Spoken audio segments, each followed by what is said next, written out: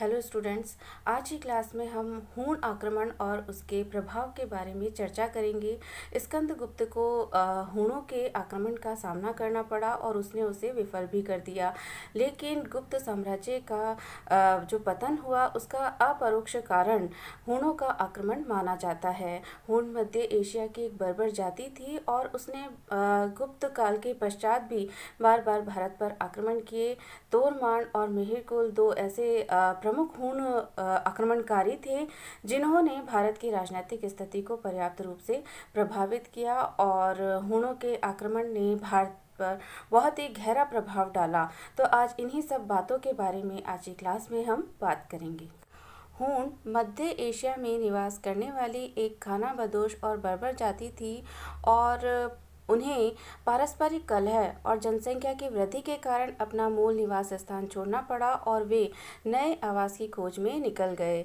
सबसे पहले 165 ईसा पूर्व में चीन की पश्चिमी सीमा पर निवास करने वाली जो जाति थी यूची जाति, उसे उन्होंने परास्त किया और उन्होंने यूची लोगों को अपना मूल निवास स्थान छोड़ने के लिए विवश किया। उसके बाद वे स्वयं मंगोलिया से पश्चिम की ओर चले गए और कालांतर में जाकर उनकी दो शाखाएं हो गई, पश्चिमी शाखा और पूर्वी शाखा। पश्चिमी शाखा के हूण यूराल पर्वत को पार करते हुए रोम पहुंच गए और वहां पर उनकी जो ध्वंसात्मक कृतियां थी उन्होंने शक्तिशाली रोम साम्राज्य की जड़ों को हिला दिया। हूणों की जो पूर्वी शाखा थी वो क्रमशः दक्षिण की ओर बढ़ी और एक्सस नदी घाटी में बस गई। हूणों की ये जो पूर्वी शाखा है वो इतिहास में एफ्थलाइट अथवा श्वेत हूण के नाम से प्रसिद्ध है और चीनी साहित्य में हूणों को हुंगनू कहा गया है। बात की जाए हूणों के प्रथम भारतीय आक्रमण की तो वो गुप्त सम्राट स्कंदगुप्त के शासनकाल में हुआ और ये जो भारत पर हूण आक्रमण हुआ उसका उल्लेख हमें स्कंदगुप्त के भीतरी स्तंभ लेख में मिलता है और उससे हमें ये पता चलता है कि स्कंदगुप्त द्वारा उन्हें परास्त कर पश्चिमोत्तर की ओर प्रयाण करने के लिए विवश कर दिया गया और वे वहाँ फारस के ससानी साम्राज्य से निरंतर जूझते रहे।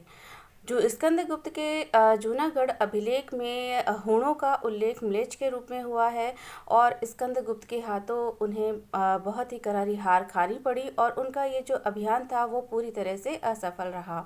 ये आक्रमण एक धावा मात्र के रूप में जाना गया और देश के ऊपर इसका कोई तात्कालिक प्रभाव नहीं पड़ा, लेकिन परोक्ष रूप से इसने गुप्त साम्राज्य के पतन को बढ़ावा दिया और उसकी गति को तीव्र कर दिया। चीनी यात्री सुंग युंग के वर्णन से हमें ये पता चलता है कि तिगिन प्रथम हूण शासक था जिसने गांधार में अपनी स्वतंत्र सत्ता को स्थापित किया और इस शासक के सिक्के भी हमें पश्चिमोत्तर भारत में मिले हैं। अब हम बात करते हैं हूण शासक तोरमान की। तो स्कंदगुप्त की मृत्यु के बाद हूणों ने गंगा घाटी पर फिर से आक्रमण किया और इस दूसरे हूण आक्रमण का जो नेता था वो तोरमान था और वो एक बहुत ही शक्तिशाली शासक था।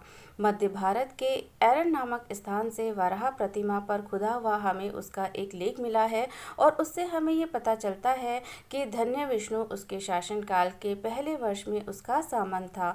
तो हमें ऐसा प्रतीत होता है कि गुप्त शासक बुद्धगुप्त की मृत्यु के बाद ही तोरमान ने इस क्षेत्र पर अपना अधिकार किया, क्योंकि जो स्वयं बुद्धगुप्त का एरन से ही प्राप्त लेख मिला है जो कि 484 ईस्वी का है, वो इस बात का सूचक है कि यहाँ उसका जो सामंत था मात्र विष्णु वो शासन कर रहा था और वो धन्य विष्णु का भाई था।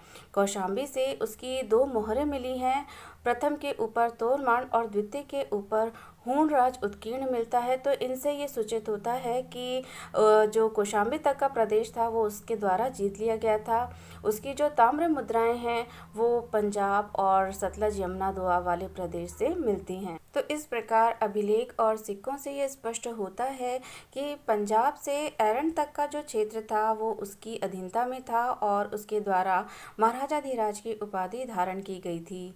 तोरमान के नेतृत्व में जो हूण सत्ता थी वो पवैया, साकल, एरन, मालवा आदि में सुदृढ़ रूप से स्थापित हो गई थी और मगध, काशी और कौशाम्बी जो थे वो उसके प्रत्यक्ष प्रभाव में आ गए थे। मगध के ऊपर उसके अधिकार की अगर हम बात करें तो उसकी जो पुष्टि है वो हुएन सांग भी परोक्ष रूप से करता है और हम उसके विवरण से ऐसा निष्कर्ष निकाल सकते हैं कि जो मगध नरेश बालादित्य था वो मिहिर कुल के समय हूणों की सत्ता स्वीकार करता था। तो इससे स्पष्ट है कि बालादित्य को तोरमान द्वारा ही पराजित किया गया था और इस प्रकार तोरमान एक महान विजेता और शक्तिशाली राजा था और वो भारत की विजय करने वाला पहला ऐसा विदेशी शासक था जिसने बहुत ही कम समय में मध्य एशिया से मध्य भारत तक अपना साम्राज्य स्थापित किया और पूर्वी भारत के एक बहुत बड़े भाग तक अपना प्रभाव जमा लिया। तो संभवतः जो उसकी मृत्यु थी वो 515 ईस्वी में हुई और जो आर्य मंजूषी मूलकल्प नामक ग्रंथ है उससे हमें ये पता चलता है कि उसने अपनी मृत्यु से पहले ही अपने पुत्र मिहिर कुल को अपना उत्तराधिकारी नियुक्त कर दिया था। अब हम बात करते हैं मिहिर कुल की, जो कि तोरमान का पुत्र और उत्तराधिकारी था। तो मिहिर कुल बहुत ही क्रूर और अत्याचारी शासक था और उसके शासन के जो 15 वर्ष का लेख है वो हमें ग्वालियर से मिलता है और उसके शासन के विषय में जो चीनी यात्री सुंग युंग और हुएनसांग हैं और यूनानी लेखक कॉस्मस के विवरण हैं उससे हमें सूचना मिलती है। सुंग हमें ये बताता है कि उसकी जो राजधानी थी वो गांधार में थी और वो बौद्ध विरोधी था और जब वो यहाँ आया तो कश्मीर के साथ युद्ध में वो फंसा हुआ था। हुएनसांग उसकी राजधानी शाकल बताता है और वो ये लिखता है कि वो भारत के एक बहुत बड़े भाग का स्वामी था और उसने पड़ोसी राजाओं की विजय की और पंच भारत का स्वामी वो बन गया। जब मगध के शासक बालादित्य ने उसके अत्याचारों के विषय में सुना तो उसने अपने राज्य की सीमाओं की कड़ी निगरानी रखी और साथ ही उसे कर देना भी बंद कर दिया। इसी वजह से मिहिर कुल द्वारा बालादित्य पर आक्रमण किया गया लेकिन वो परास्त हुआ और उसे बंदी बना लिया गया। बाद में बालादित्य ने अपनी माता के कहने में आकर उसे छोड़ दिया या मुक्त कर दिया। इसी बीच उसका जो भाई था उसने उसके राज्य के ऊपर अधिकार कर लिया और इसके बाद वो कश्मीर की ओर भागा जहाँ के राजा द्वारा उसे शरण दी गई, लेकिन वह बहुत ही कृतज्ञ था कि उसने कश्मीर के शासक की हत्या कर दी और वो स्वयं वहाँ का राजा बन बैठा। उसके बाद गंधार के राजा की भी उसने हत्या कर दी और 1600 स्तूपों और संग्रामों को नष्ट करवा दिया। इसके 1 वर्ष के भीतर ही उसकी मृत्यु हो गई। तो जो विभिन्न स्रोत हैं उनसे ऐसा निष्कर्ष निकलता है कि अपने राज्यारोहण से लेकर लगभग 15 वर्षों तक मिहिर कुल द्वारा विभिन्न स्थानों को जीतकर उत्तरी भारत में अपनी प्रभु सत्ता जमा ली गई। ग्वालियर के लेख में उसे महान पराक्रमी और पृथ्वी का स्वामी कहा गया है। 515 ईस्वी से लेकर 530 ईस्वी तक का जो काल है वो उसके लिए उत्कर्ष का रहा और उसके बाद उसके अपकर्ष और पराजय के युग का प्रारंभ हुआ। 6ठी शताब्दी ईस्वी में मालवा के पराक्रमी शासक यशोधर्मन द्वारा मिहिर कुल को बुरी तरह से परास्त किया गया। मंदसौर से प्राप्त उसका जो अभिलेख है उसमें बहुत ही काव्यात्मक ढंग से उसकी इस पराजय का विवरण दिया गया है। मिहिर कुल एक शैव मतानुयायी था और बौद्धों का घोर शत्रु था। वो बहुत ही क्रूर और रक्त पिपासु शासक कहा जा सकता था और कल्हण ने उसकी जो तुलना है वो विनाश के देवता से की है। तोरमान और मिहिर कुल के समय में हूणों की शक्ति का उत्थान हुआ, लेकिन मिहिर कुल की पराजय के बाद जो हूणों की जो शक्ति थी वो लगातार कमज़ोर होती गई। तो अब हम बात करते हैं हूणों के विनाश या उसके पतन की। हालांकि उनके छिटपुट आक्रमण होते रहे लेकिन उनमें पहले जैसी जो शक्ति और तीव्रता थी वो अब नहीं रही।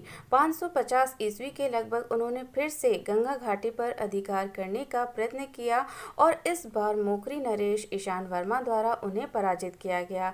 अवसर लेख में मोकरी सेना को हूण विजेता कहा गया है और संभवतः इस हूण आक्रमण का जो नेता था वो मिहिर कुल का भाई ही रहा होगा, और जिसके विषय में हुआनसांग द्वारा लिखा गया है कि बालादित्य के हाथों मिहिर कुल की पराजय का लाभ उठाते हुए उसने राज्य पर अपना अधिकार कर लिया था।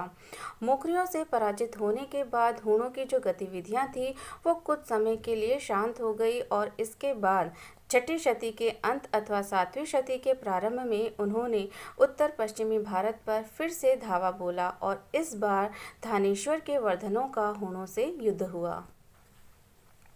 हर्षचरित में प्रभाकर वर्धन को हूण रूपी हरिण के लिए सिंह के समान यानी हूण हरिण केसरी बताया गया है, और उसी से हमें ये पता चलता है कि प्रभाकर वर्धन का जो बड़ा पुत्र था राज्यवर्धन, उसका हूणों के साथ एक भीषण संघर्ष हुआ, और इस संघर्ष में उसके शरीर में बाणों के अनेक घाव हो गए थे, लेकिन फिर भी राज्यवर्धन द्वारा हूणों को परास्त कर देश के बाहर भगा दिया गया। वर्धन काल के बाद हूणों का जो उल्लेख है वो राजपूत काल के बहुत सारे अभिलेखों और ग्रंथों में हमें मिलता है, और ऐसा लगता है कि हूणों के साथ निरंतर संबंध रहने के कारण ही मालवा का जो समीपवर्ती क्षेत्र था वो हूण मंडल नाम से प्रसिद्ध हो गया था। भारत में बचे हुए हूण वहीं पर बस गए और उनके द्वारा हिंदू संस्कृति के संस्कारों को अपना लिया गया। गुर्जर, प्रतिहार, चेदी, राष्ट्रकूट, पाल और परमार वंशों के समय में उनके द्वारा कुछ उपद्रव किया गया, लेकिन भारतीय राजाओं ने उन्हें परास्त कर पूरी तरह से अपने नियंत्रण में कर लिया। राजपूत काल में हूणों का जो प्रथम उल्लेख है वो गुर्जर प्रतिहार शासक महेंद्रपाल प्रथम के समय में ऊणा लेख में मिलता है, और इससे हमें ये पता चलता है कि महेंद्रपाल के सामंत बलवर्मा ने हूण जाति से पृथ्वी को मुक्त किया था। उत्तर पूर्व में उनका बंगाल के राजाओं के साथ संघर्ष हुआ। बादल लेख से हमें ये पता चलता है कि पाल शासक देवपाल ने हूणों के दर्प को चूर्ण कर दिया। उसके पश्चात हम परमार वंशी राजाओं के समय हूणों की गतिविधियों का उल्लेख पाते हैं, और पद्मगुप्त के नव साहसांक चरित से हमें ये पता चलता है कि परमार नरेश सियक द्वितीय ने हूण राजकुमारों को मारकर उनके रहनिवासों को वैधव्य गृहों में बदल दिया था। सियक द्वितीय के बाद उसके पुत्रों मुंज और सिंधुराज ने भी हूणों को पराजित किया था। कोथेम और गवनी के लेख हैं, उनमें मुंज द्वारा हूणों की पराजय और हूण मंडल के वाणिका नामक ग्राम को एक ब्राह्मण को दान में दिए जाने का वर्णन हमें मिलता है। उदयपुर के लेख से हमें ये पता चलता है कि सिंधुराज द्वारा हूणों को हराकर उनके राज्य को जीता गया और उसे अपने साम्राज्य में विलीन कर लिया गया। कलचुरी नरेश कर्ण द्वारा भी हूणों को परास्त किया गया था, और उसका उल्लेख भेड़ाघाट के लेख में हमें मिलता है। खेरा लेख से हमें ये सूचना मिलती है कि कर्ण ने हूण वंशीय कन्या आवल देवी के साथ विवाह किया था, तो ऐसा प्रतीत होता है कि उन्होंने इस समय तक हिंदू समाज में महत्वपूर्ण स्थान प्राप्त कर लिया था। गुजरात के पश्चिमी चालुक्यों के साथ भी हूणों के युद्ध और उनकी पराजय का उल्लेख हमें उनके लेखों में मिलता है। तो इस प्रकार हम ये पाते हैं कि राजपूतों के कई राजवंशों के साथ हूणों का युद्ध हुआ, लेकिन हर बार वे परास्त किए गए। उनमें वो शक्ति और वो तेजी अब नहीं थी जो पहले के हूणों में नजर आती है। उत्तरी और मध्य भारत के छोटे छोटे भागों में हूण बस गए और उन्होंने क्रमशः स्वयं को भारतीय संस्कृति में विलीन कर लिया। अब हम बात करते हैं हूण आक्रमणों के प्रभाव की। तो हूणों के आक्रमण का भारतीय जनजीवन पर हम गहरा प्रभाव देखते हैं। उनके आक्रमण ने पतनोन्मुख गुप्त साम्राज्य को बहुत ही गहरा आघात पहुंचाया था। हालांकि उत्तरी और उत्तरी पश्चिमी भागों में हूणों द्वारा एक शती तक शासन किया गया, लेकिन उन्होंने देश की स्थिरता और राजनीतिक संतुलन को चलायमान कर दिया। उनकी जो नृशंसता और लूटपाट थी उससे भारतीय जनजीवन और अर्थव्यवस्था को बहुत ही क्षति उठानी पड़ी थी। भारतीय क्षेत्र से उनके हटने के बाद शताब्दियों तक राजनीतिक एकता और आर्थिक सुरक्षा स्थापित नहीं की जा सकी, और उन्होंने जो क्षेत्र अधिग्रहित किए थे कुछ समय के लिए वे अराजकता और अव्यवस्था में डूब गए। उनके आक्रमण के परिणाम स्वरूप पंजाब की जो जनजातियाँ थी उनका अस्तित्व भी सदैव के लिए समाप्त हो गया। हूणों के आक्रमण का भारतीय समाज के ऊपर भी गहरा प्रभाव पड़ा। जाति प्रथा से बोझिल जो हिंदू समाज था उसकी जड़ें हिल गई थी और इससे उसके ढांचे में बहुत सारे महत्वपूर्ण परिवर्तन हुए। कालांतर में जो हूण थे वो हिंदू समाज में घुल मिल गए थे और उन्होंने यहाँ के वंशों में वैवाहिक संबंध कायम कर लिए थे। हम इस संभावना से भी इनकार नहीं कर सकते कि राजपूतों के कुछ राजवंशों में हूण रक्त का मिश्रण रहा है। टॉट जैसे कुछ विद्वान इस मत के हैं कि भारतीय राजपूतों की उत्पत्ति हूणों से ही हुई है, लेकिन ये विचार भी अतिवादी कहा जा सकता है। भारत की आर्थिक दशा पर भी हूण आक्रमण का बहुत बुरा प्रभाव पड़ा। देश की आर्थिक दशा बिगड़ गई और जैसा कि स्कंदगुप्त और उसके उत्तराधिकारियों के सिक्कों में धातु की गिरावट से ये आभासित भी होता है। स्कंदगुप्त के बाद तो स्वर्ण सिक्कों के निर्माण की परंपरा पूरी तरह से समाप्त ही हो गई। हूणों ने नगरों को ध्वस्त किया और बौद्ध मठों को लूटा। ये एक तरह से भारतीय संस्कृति और संपत्ति के केंद्र थे। इससे आर्थिक पतन की गति और तीव्र हो गई। हूणों ने मध्य एशिया के साथ भारत के व्यापार वाणिज्य को भी गहरी क्षति पहुंचाई। जो व्यापारिक मार्ग थे वो अशांतपूर्ण हो गए और अंततः वो बंद कर दिए गए। भारतीय साहित्य और कला को भी हूणों के आक्रमण ने गहरा आघात पहुंचाया। तक्षशिला, कौशाम्बी, नालंदा, पाटलिपुत्र जैसे प्राचीन नगर मिहिर कुल के काल में या तो ध्वस्त कर दिए गए या उन्हें गहरी क्षति पहुंचाई गई और इनमें से ये कुछ विद्या के प्रमुख केंद्र थे। बौद्ध विहार और स्तूप भारी संख्या में जला दिए गए जो साहित्य और कला के उत्कृष्ट प्रतीक कहे जा सकते थे। चीनी स्रोतों के अनुसार मिहिर कुल ने केवल गंधार प्रदेश में ही 1600 स्तूपों व संघारामों को नष्ट कर दिया था। तो इस प्रकार हूणों के आक्रमण ने भारतीय धन जन को भारी नुकसान पहुंचाया था और यही वजह है कि भारतीय साहित्य और लोक कथाओं में उनके नृशंसात्मक जो कृत्य हैं उनको दीर्घकाल तक याद किया जाता रहा और ये देश का सौभाग्य ही कहा जा सकता था कि यहाँ उनके पैर नहीं जम पाए और राजनीतिक दृष्टि से उन्हें विफलता का सामना करना पड़ा।